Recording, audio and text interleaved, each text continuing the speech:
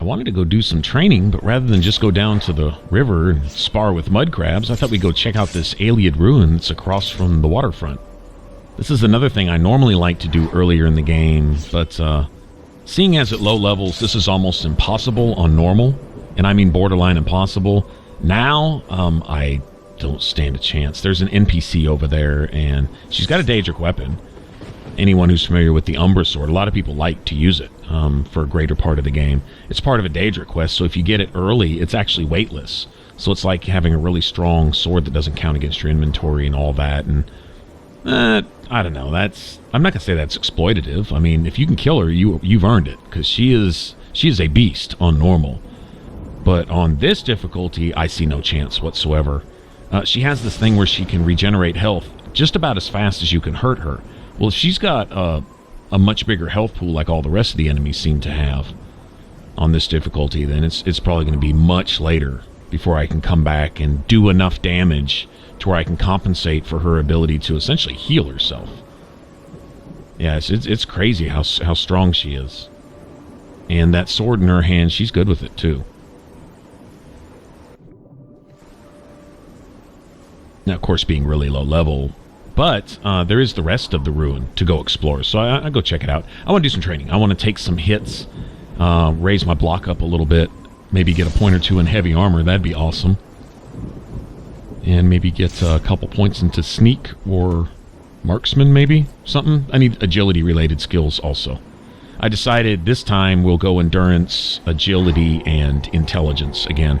Seeing as I've really trained not at all in willpower, I may have raised destruction maybe once or something, but I already have a bunch of points invested in intelligence.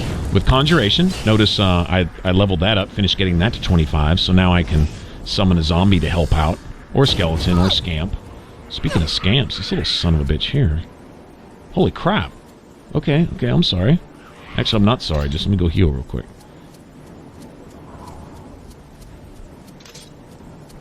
Aggressive little son of a bitch. Take that.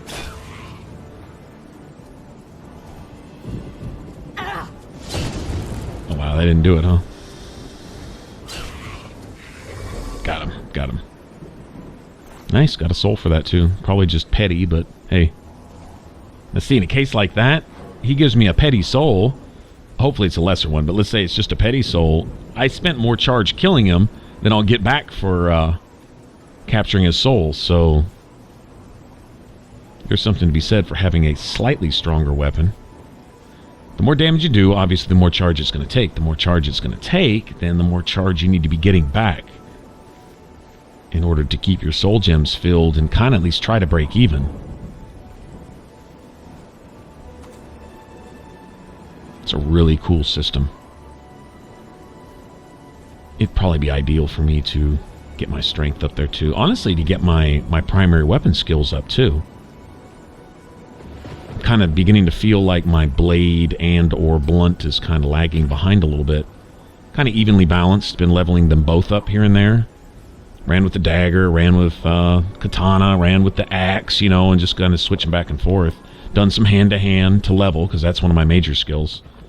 It's probably ought to concentrate on one in particular. I just wanted to check out this claymore here. I had to get rid of my old axe anyway. It was a piece of crap. And I just wanted to look at this because I kind of liked the way it looked.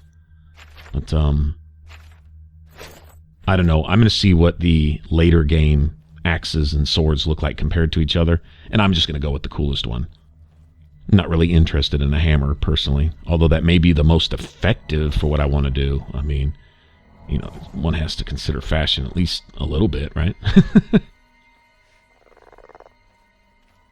Man, that gear sucks. I don't care. It looks really cool. That's all that matters. Let's see, Mr. Badass Crab. All right. Okay, but the charge I have on this weapon, there would be no reason to have to hit this thing 3 or 4 times on normal. So you can see the scaling there. And I don't know if it's resistances or health pool or both across the board on all enemies. But regardless, I mean, I do have 100% weakness built in to this particular damage type, so I'm guessing it's just a really extended health pool. Crabs should not be that tanky. Super tank crabs.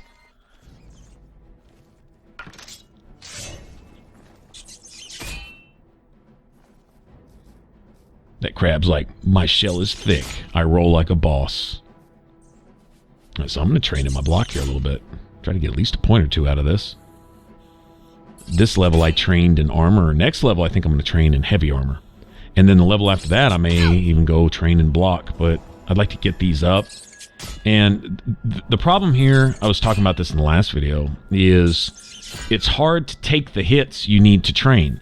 Like, say I need to take 20 hits, for example, to raise block or raise heavy armor or light armor for that matter, or whatever.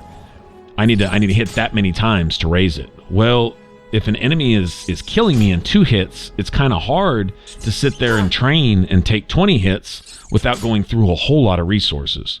Like, you know, 1,000,000 potions and running through all my stuff, and wind up using restoration to heal myself 1,000 times, and then wind up raising my restoration a lot and training towards a willpower related skill. Well, what if I'm not raising willpower at that particular level? You know, I don't want to sit there and just waste those points like that. So I'm thinking about training in this type of stuff in particular, simply to buff, not having to do it while I level. Heavy armor and block in particular. I think I'll wait a little bit on armor. I like to get armor to 50 early so I can repair my own magic stuff. That's just a convenience thing, though. If I have to go to the blacksmiths and get them to repair it for me, it's not expensive. You can have a sword that's at 50% health, and it may only cost 5 gold to fix it, even if it's a heavily enchanted weapon. It's really not expensive. You know, so 10, 15, 20 gold, rather than try to sink all my money into training in that and getting my armor up each level. Heavy armor and block both count the same towards endurance. Any one of those 3 skills, as long as I raise it, you know, a total of 10 points, I can raise my endurance by 5. That's really all I care about. So it probably would have been wiser had I thought about it to been investing more in heavy armor and block across the board. But that's cool. That's cool. I mean, we can just start now. Like, it's still really early. We're not even level 10 yet, so we're still in the noob stage. Now, with money in mind, these Welkin stones, these are another godsend when you have the Atronax sign, because they completely refill your magic from empty, regardless of what your magic pool is. But I'm not really seeing myself in need of that very much, so I'm going to be selling a lot of these. These are also cool to decorate your house with, because they let off a small glow, and they just look cool. But I am hesitant to do that, because I don't like making the game keep track of too much stuff.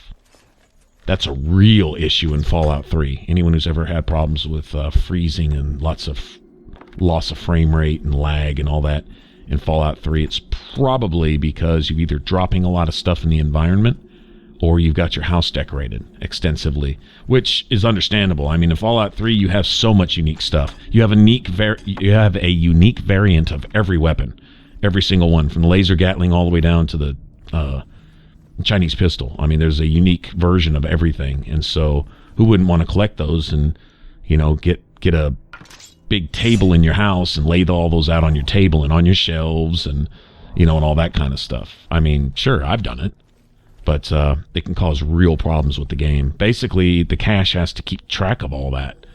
That's at least the way I understand it. Not like I'm a computer programmer. I don't specifically know how all that stuff works, but from what I gather, that's how it goes. And so I try to watch out for that. Well, seeing as this is very similar as far as the game engine goes and game design, kind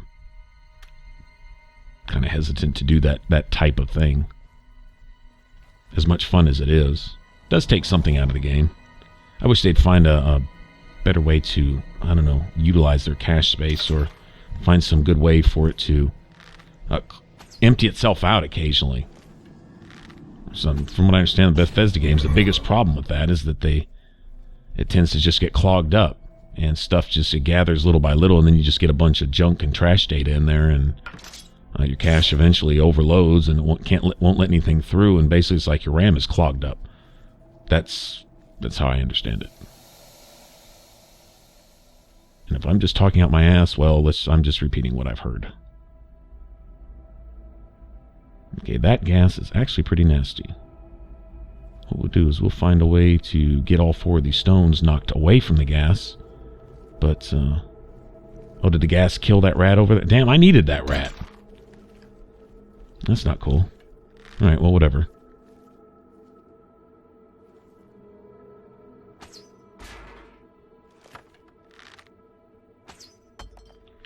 Yeah, these things sell for, what, 20, 30, 40 gold a piece, so get 15 or 20 of these things and you're set.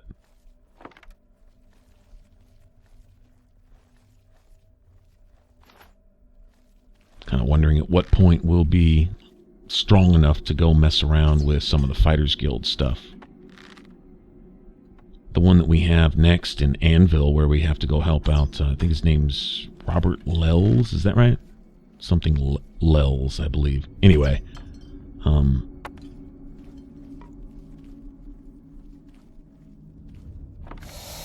fight in that particular little contract or quest is, well, it can be pretty nasty. We do have a summons now, though, so that's going to help. Having a zombie on board to do a little bit of our work with us makes me a little more confident to go do some of that stuff. Mages Guild stuff, too. We still have to go get our staff.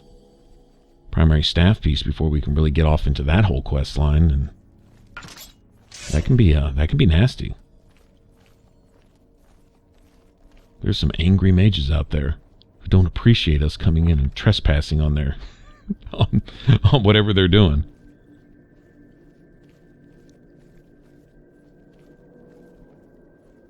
I'll tell you what, wearing Fin Gleam down here and getting Night Eye going gives these ruins even more of a magical quality, I think.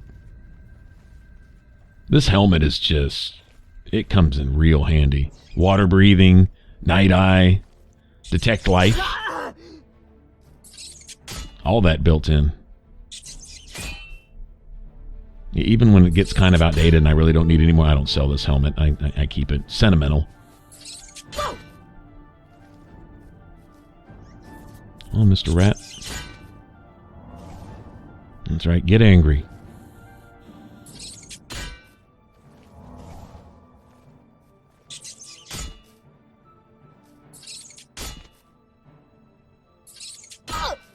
You see, if I was fighting anything any stronger than this, I couldn't take these hits. I just couldn't. I couldn't keep up my health without great expense.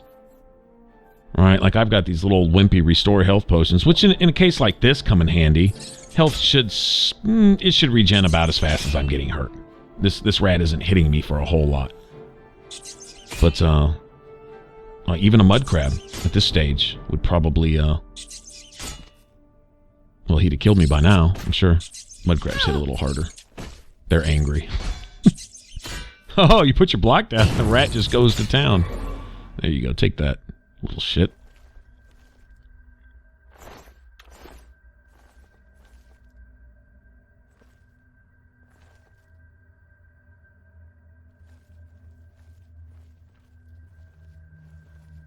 Okay, I don't remember if there's some kind of trap in this room. Seems like each room is trapped in some way. Not sure about this one, though. That was another thing about Oblivion that I loved. I mean, no one likes to die on a trap, especially when you haven't saved in a while. But you know what? Traps that work. Traps that actually matter. You know, if you get caught in one, yeah, you're going to die like you would in real life. Get caught with some swinging blades or drop off into a 30-foot spike pit. Yeah, you're going to die. So, I actually like that aspect. Okay, here we go. Now, I could go a couple rounds with this, but I already know I don't have to. So I'm not even going to bother you guys with it. But essentially, She's found for herself a spot down here. I'm not sure what the whole story with Umbra is. Well, I call her Umbra. I don't know that's her name, but she's basically joined herself to this sword. And, well, I think when you get her armor, I think it's Umbra's Ebony Mail. I think is what it's called. So maybe that is her name. Anyway, whether she's named the sword after herself or she's taken on the name of a sword, whatever. She's isolated herself down here. I don't know if it's just because the sword is possessed. I think it's enchanted with a strong soul trap spell, similar to maybe like the Black Razor, legendary weapon in Dungeons and Dragons. That type of thing. It's kind of, I think, where they got it from. Anyway, she regens faster than you can hurt her, is essentially the case. And that's on normal. So I don't even have to bother here because, first of all, I don't have anything that's just really, really overpowered to hope to even keep up. My skills aren't up there. Need to get my bow skills up, strength up, stuff like that. And trying to go toe-to-toe with her. If she can't one-shot me right now, real close. I don't care what my endurance is. I don't care about any of that. I do not have the armor rating for her. And considering she's wearing a full set of ebony right now, odds are I don't know that I could do damage aside from enchantment damage. And I probably don't have enough of that to hurt her. She will literally heal faster than I can hurt her. Or as fast as I hurt her, and it'll be a battle of attrition. Like I may hurt her 1 hit point per minute at a time. And if she's got 1,000 hit points, then it's going to take me 1,000 minutes to kill her. Assuming my weapons don't break. Which they would. But for right now, she's friendly. So... yeah, she's obsessed with either her sword called Umbra or whatever Umbra is, or anyway, doesn't matter. I'm going to leave her down here to be at one with Umbra for the time being. I'm not going to mess with her. I did go a couple rounds and she was, you know, I didn't bother to include this here because it was pointless. It was a one-shot regardless. Now, there's a little ledge where you can snipe her from, but even my bow, which has semi-decent enchantment for this level, literally, if I didn't get a shot off on her every second, her health would come back full. It was crazy. Anyway, so just so you know. That's cool. Came down here and got to raise my block up a little bit. And some other stuff. I'm going to go finish that off. I'll go finish last point or two of endurance, point or two of agility, anything else I need in intelligence. I do have mysticism as a major skill. So if I need 1 or 2 more points than that, I can probably just cap that off and level with that at the same time. And that's what's ideal, is to have some stuff that's not really relevant as major skills and stuff that you don't have to use. The only one that I come close to having to use is Mercantile, but it raises really, really slow. Especially considering I've got magic as my primary specialty. So Mercantile doesn't raise up real quick, right? And so, sure enough, I have to do a lot of buying and selling to raise it, but the thing is I don't have to keep track of those points so much. I don't have to avoid selling just so I don't level accidentally before I'm done training, for example. That type of thing. Anyway. But I will do that too, and we'll get back. We might even do some more Thieves Guild stuff or something, but I want to check this out, as much for sentimental reasons as anything else. Just to talk about Umbra a bit. I'm sure most of you are familiar with that sword. It's not something I can even think to get right now. Like I said, I just don't have... It's not even a matter of skill or anything else, or even gear. That stuff is not available to me right now to beat her at this level, on this difficulty. I don't see any way. There may be some way out. I'm just not aware of it. So either it's just my ignorance or simply the fact that the difficulty scaling is putting certain things in a priority as far as levels go. You know, you just got to get to a certain point before you can even think of messing with certain stuff, and that's cool. I shouldn't be able to beat the endgame boss at level 5 type thing, you know. I mean, that's, you know, not she's an endgame boss, but just putting things in perspective should be like that. So I'm totally cool with that. We'll get Armand to pop up, and I think we'll get with him and get whatever our next Thieves Guild thing is. Like I say, I've fenced enough stuff to probably do all the rest of the Thieves Guild missions. Honestly, carry him out. But we'll get on that the next time. See what else he wants us to do for the Gray Fox. Appreciate you watching. If you want to subscribe and click that button up top, that'd be cool. If you want to catch the rest of this playthrough, you can click that image in the middle. It should send you straight to the playlist. Appreciate you hanging out. I'll catch you on the next one. Bye-bye.